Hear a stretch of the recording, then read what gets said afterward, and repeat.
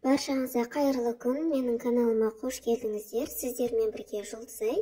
Бүгін сіздерге осындай ерекше дайындалатын зебра пирогының рецептімен бөлісемін. Видеоның соңына дейін менімен бірге болыңыздар.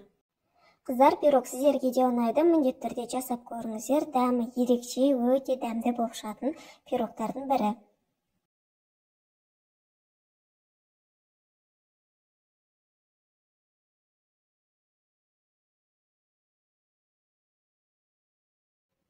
Ол үшін алдымен ыдысымызға ұнымызды електен өткізіп, оның үстіне бір шай қасық разрыхлителімізді салып, және де сары майымызды саламыз. Қыздар, сары майдың проценті сәл жоғарысын алыңыздар, сол кезде сіздердің қамырларыңыз жұмсақ, әдемі болады. Осылай барлығын жақсылап біркелкі етіп біріктіріп аламыз. Сары майымыз біздің холодильниктен шыққан болу керек. Осындай крошка жасап аламыз. Енді бөлек ыдысымызға бір жұмыртқамызды жарып, оның үстіне қантымызды салып, қанты ерігенше венчикпен жақсылап кішкене араластырып аламыз.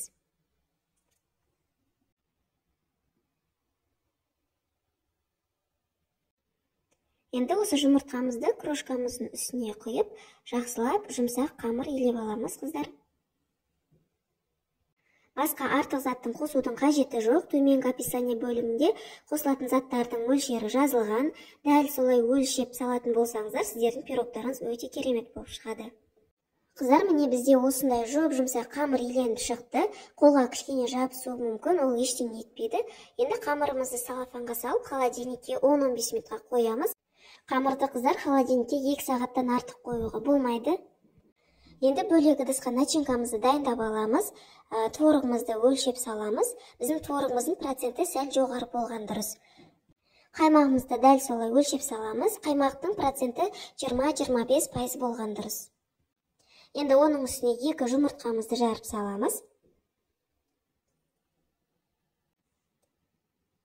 150 грамм қантымызды өлшеп саламыз.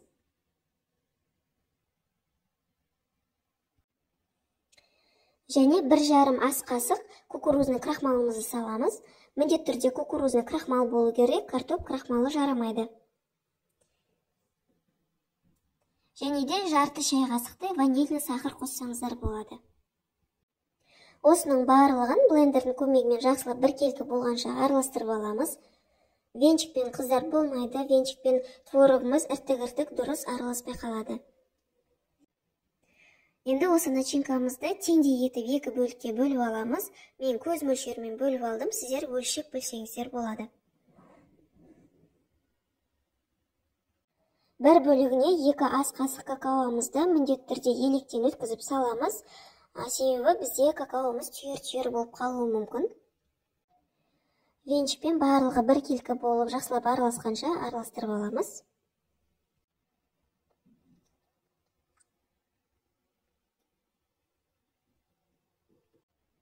Енді холодильниктен қамырымызды алып, формамызға жайып шығамыз. Шеттеріне осылай бортиктерін шығарасыздар.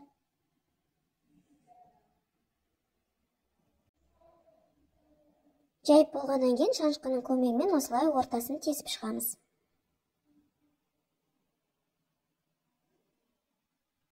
Енді қамырымыздың үстіне осы начинкамызды кезек-кезек бірінің үстіне бірін құйып отырамыз. Ең бастысы бірдей мөлшерде құйып отырыңыздар.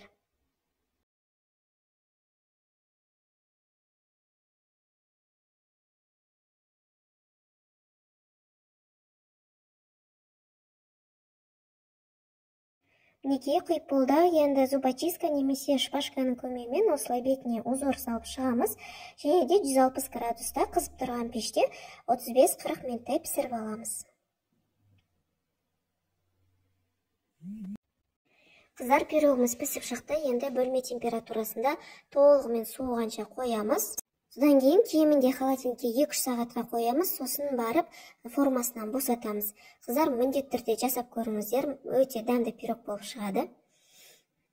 Видеоның соңына дейін менімен бірге болғандарыңызға рахмет. Лайк басып, каналыма тіркелуді ұмытпаңыздар. Келесі видеода кездескенше.